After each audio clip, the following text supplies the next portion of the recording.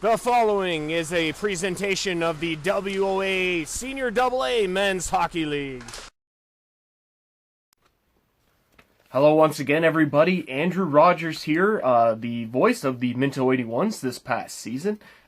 Just want to say hello to everybody. It's great to be back with you. Last time that I came before you in a capacity of the league was back on Tuesday, March the 10th. When Game 4 was played between the Minto 81s and the Ripley Wolves from Palmerston. We'll get to that in a second. But of course, the league was abruptly halted after that, as well as most things in the world due to COVID-19. Put an unfortunate end to what was an unbelievable season across the board this past year in the WOAA Senior AA Men's Hockey League circuit. One of the most competitive seasons in a very long time. And when we left off, the Clinton Radars and the Tilsonburg Thunder were going at it in the semifinals on the AA side. Clinton was leading 3-1 heading into game number 5 in that series. On the other side, it was the Minto 81s and the Ripley Wolves. They were tied at 2, and Minto had just won 2 in a row after dropping the first 2, and that series was very, very good, having called the 4 games in the series. On the A side, on the A championship bracket side, it was the Tavistock Royals and the Milverton four-wheel drives. They were getting ready to go head-to-head for the A championship. That series hadn't even gotten underway yet. It was slated to get underway on the Saturday before the league postponed and eventually canceled on that Friday. So let's take you back to that fateful day. Not fateful. I shouldn't say it like that because it sounds a little grim, but let's take you back to the very last game of the 2019-2020 season in the WOA Senior AA Men's Hockey League from Palmerston, the Minto 81s and the Ripley Wolves. Good evening, everyone, and welcome to Palmerston, Ontario, Canada for tonight's WOA Senior AA Men's Hockey League contest semifinals. Game number 4, Ripley Wolves and the Minto 81s. Back to Witzel at the line, across the Lance. Lance, around, shot towards the net, scores! Pepper! Played ahead. Gonna come to Pepper. He'll play it across the puck. Big tie-up in behind the Minto net. Cote has it loose. He scores! Cote! Nikolov's shot was still blocked away. Nikolov has it again in the corner. There's a shot. They score. Beers. Right as the penalty was almost over. So he played ahead to the line. McCarthy shot. Oh, but Williams is out of position. It's to Nikolov. He shoots, scores. Dan Nikolov. Minto will touch up and will go in after it. McCarthy in behind his net. That's intercepted. Here's a shot. They score. McCarthy gave it away to Graham. He found Delorier. He makes no mistake. And it's 3-2 Minto. He had the puck stripped away by Delorier. He puts it in. Zach Graham. He's got a break. Siler trying to get him from behind. Scott scores. Zach Graham. Okay, ahead to Pfeffer. He's got the empty net. Shot scores. Pfeffer into the empty net. That makes it 5-2 Minto. Yeah, that series had a little bit of everything, and it really was an unbelievable series from start to finish. It took 2 of the premier teams in the league. One that's like the Minto 81s, they got off to a really rough start, and they really turned it on the second half of the season, ended up finishing 7th. And the Ripley Wolves, man, what a season they had. In a season that was more balanced than any other season prior, the fact that the Ripley Wolves went 19-3 was very, very impressive and nothing short of remarkable given how competitive the entire league was. So now, what I want to do as a part of this podcast, it's more of a kind of a wrap on the season, if you will, but I do want to give a lot of recognition here. Part of this first episode is to give recognition. Now, a lot of the teams were unable to do awards banquets and different things and gatherings because of COVID-19. So what I want to do now is make sure that there is some recognition for how great some of the players and individuals on each team had this past season. So what I want to do now is give my individual all-star nods, your starting lineup of 3 forwards, 2 goalies, 2 defensemen and 1 goalie that stood out on each individual team based on this past season. We'll start with Clinton Radars. Clinton Radars, you have Max Campbell, Sean Conzit, and Stephen Shipley up front. On defense, you have Nathan Ansel and Matt Knight-Bedour. and in goal, Greg Dodds. Max Campbell finishing with the team scoring lead with 36 points, 18 goals, and 18 assists, while Nathan Ansel on defense led all defensemen on the Clinton Radars with 17 points. This team was very good. They finished in 4th spot in the WOAA. Moving on now, you have the Durham Thundercats. Thundercats finishing in 8th in the WOAA this past season. Up front, you have Justin Graham at number 8, finishing with the team lead in scoring with 34. Justin Graham, number 22, right behind at 32. And number 19, Jake Brown, finishing with 29 points. On defense, you have Kyler Nixon, who finished with 29 points on the season. It was tied for the overall league lead for defensemen. And then on defense also for Durham is Derek Matheson. And your all-star goalie on the Durham Thundercats is Matthew Ouellette. He had a shutout this past season, played 10 games, was outstanding for Durham. Moving on to the Elora Rocks. Up front for the Elora Rocks this past season to be recognized here, you have Spencer Gourlay, finished with 21 points in 18 games, Liam Cripps with 18, and Chris Dobinson with 14 on 6 goals and 8 assists. On defense, Corey Flemington with 12 points and 21, and we have Trevor Lord, who had 8 points this past season on defense for the Rocks. In goal, it was Craig Byford. He had 10 games played. He was very solid in the nets for Elora this past season. Moving on now to the Lucknow Lancers. Lancers, unfortunately, they had a rough go this year. The record was not indicative of how well they played. However, we recognize the following players on the Lucknow Lancers from this past season. Cole Pellet, he led the Lancers in scoring with 13 points. Evan Ducharme with 12, and Jamie Miller with 10. On defense, Greg Scott with 11 points, while Reed Schwartzentruber had 9. The all-star goalie for Lucknow was Ben Dorsch. He played 13 games and was very impressive at times for Lucknow throughout the season. Moving on, you have the Milverton four-wheel drives. Of course, the A championship representative, Dennis Dewar and Evan Bueller, both leading the team in scoring with 20 points apiece, while Curtis Ron came in third with 17. On defense, Andrew Brubaker had an unbelievable year for Milverton. He had 15 points in 16 games, while also on defense was Nick Cremonesi. He had 7 points in 12 games played for Milverton, was the second best defenseman for Milverton in terms of scoring. In goal, Tim Bester. He played 12 games and was very solid for Milverton. Moving on, the Minto 81s. Second leading scorer in the league, Adam Kowalik, leads the Minto 81s here. 22 goals, 23 assists, was a force in game in and game out. His line mate, Wade Pfeffer, 37 points for him, and their centerman, Zach Graham, with 29. On defense, it was Kyle Ellis with his 12 points, all assists, while Caleb Witzel came in with 10. He was unbelievable all season long on defense for Minto. In net, it was Ben Nelson. He had a shutout throughout the season, played in 13 games, was very impressive for Minto when called upon. Moving on now to the Petrolia Squires. Owen Rogers led the team in scoring. He had 11 goals and 14 assists, good for 25 points.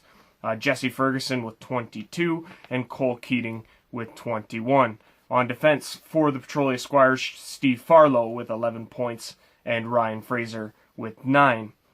In goal, make mention here, Brandon Campbell. He was unbelievable for the Petrolia Squires, played in a ton of games for them this season, 17 in total, and was very sharp at times. Of course, throughout a very difficult season this past year for the Petrolia Squires. Moving on now, you have your top-seeded Ripley Wolves, and leading scorer is Garrett Muirs with 48. He also led the league in scoring, 24 goals, 24 assists. Cody Britton finishing with 32. And Dan Nikolov, an unbelievable year for him, 29 on 15 goals, 14 assists. Jordan Turcotte for the Ripley Wolves defenseman. He tied Kyler Nixon for the league lead amongst defensemen in scoring with 29. And then you have Nick Seiler finishing with 15 points on the year on defense for Ripley. In goal, Jason Hamilton for your league-leading Ripley Wolves. He played a lot of minutes and was very good. He had 2 shutouts throughout the season. Moving on, your Saugeen Shores Winterhawks. Blake Underwood leading the Winterhawks in scoring with 26. He was followed by Miles McLean with 24 and Connor Patton with 20. On defense, it was Josh Hopkin with 13, and you had Trevor Smith with 10.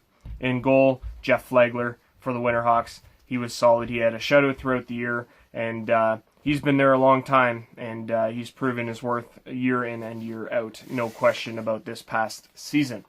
For the Seaforth Centenaires, they were given a boost of youth in the form of rookie sensation Holden Lancic. Lancic coming over from the Listowel Cyclones after a stellar junior career, and he picked up where he left off, scoring 44 points in the season, good for 3rd in league scoring. Rob Van Weinsberg had 38 points, while Brady Whiffen added 31. On defense for Seaforth was Reuben Smith. He had 21 points, while Craig Dalrymple had 16. In goal for Seaforth, Alex Hutchinson played 13 games, a lot of minutes.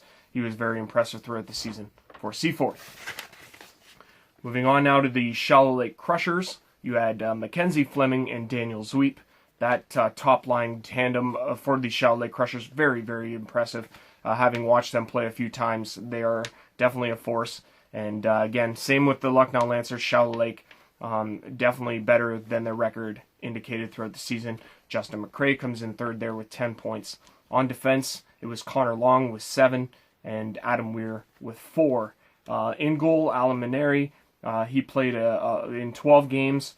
The goalie tandems there of Maneri, Ireland, and Treadwell, really with a tough task this year, but they played pretty well at times, given the circumstances. Moving on now with Shelburne, Luke Richardson led the team in scoring with 32, his line mate Jeff Brett with 25, and their other line mate Jimmy Bennett with 22. On defense, Trevor Van Alstine finished with 15 points. He was very impressive throughout the season and into the playoffs, having watched Shelburne play 8 times this past season. He was one of their most steady defensemen. Also on defense for them was Jeff Noseworthy.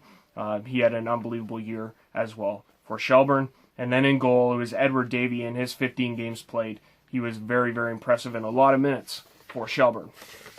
Moving on now to the Tavistock Royals. You had, they of course were the other combatant on the A side in the finals. Matt Getz led the team in scoring with 25, Devin Kropf with 22, and Trevor Sauter with 22. Those 3 very impressive throughout the course of the season for Tavistock. On defense, it was Jeff Killing with 20. He led the team on defense and scoring, and then Jeremy Monroe coming in with 19. In goal, they had 4 different goalies at different times throughout the season.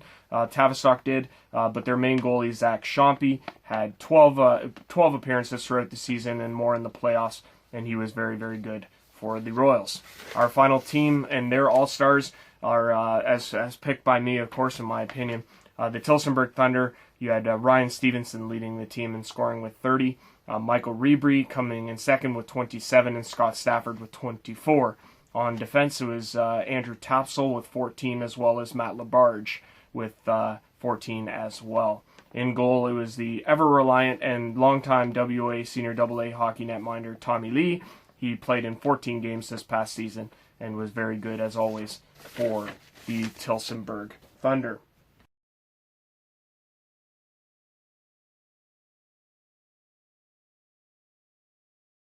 Now that's each team's representative as chosen by myself, as I would see, in my opinion, on each team's starting 5 in terms of your all-stars over this past season, and each one of those individuals deserves incredible recognition for their unbelievable years, and unfortunately for the 6 teams that were left on the hinge of wondering what if.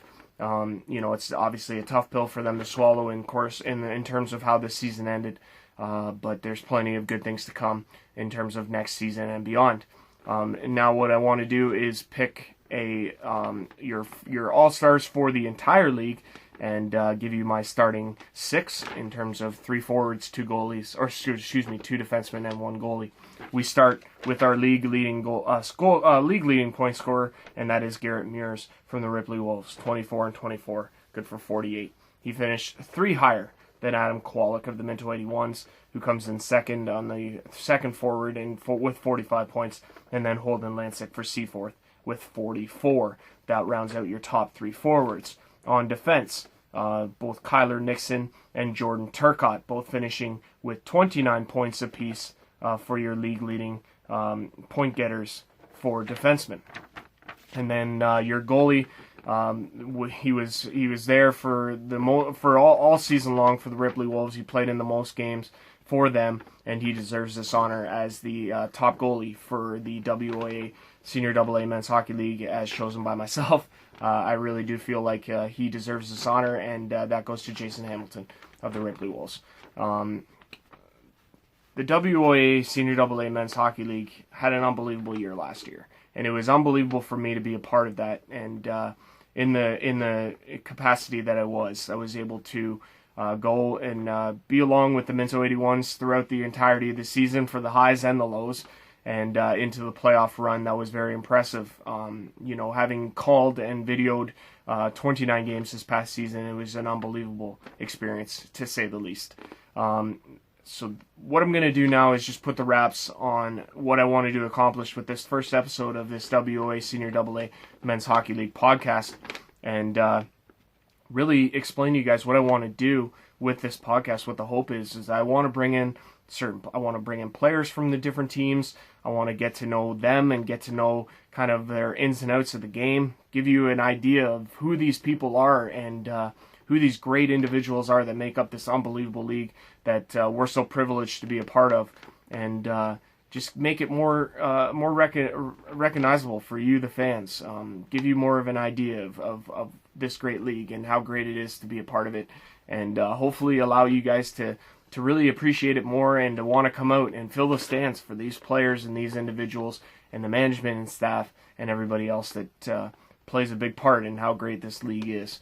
I'm also going to bring in staff. I'm going to bring in coaches and management, hopefully, to get their perspective as well, and answer any questions that that I might have for them, or that they might want to share here on the program. Of course, the other part of that is a new social media platform that I'm going to be running. This podcast is going to be available on all the social media accounts, and that's where you're going to be able to find them, and that's where you're going to be able to find updates all throughout the regular season next year. I'm very excited about that as well. Now, of course, if you want to be a part of this WOA Senior AA Men's Hockey League podcast, if you want to be a guest, by all means, I'd be more than happy to have you on here and to pick your brain on the league and how great this league is, and give you guys an idea to share your stories and just talk hockey and really bring a new element to this game and take it to new heights. And I'm just really happy to be a part of it and happy to be spearheading this project. So that's going to do it for episode 1, the debut episode of this WOA Senior AA Men's Hockey League podcast. Thank you very much for watching, and we'll be in touch soon. Take care.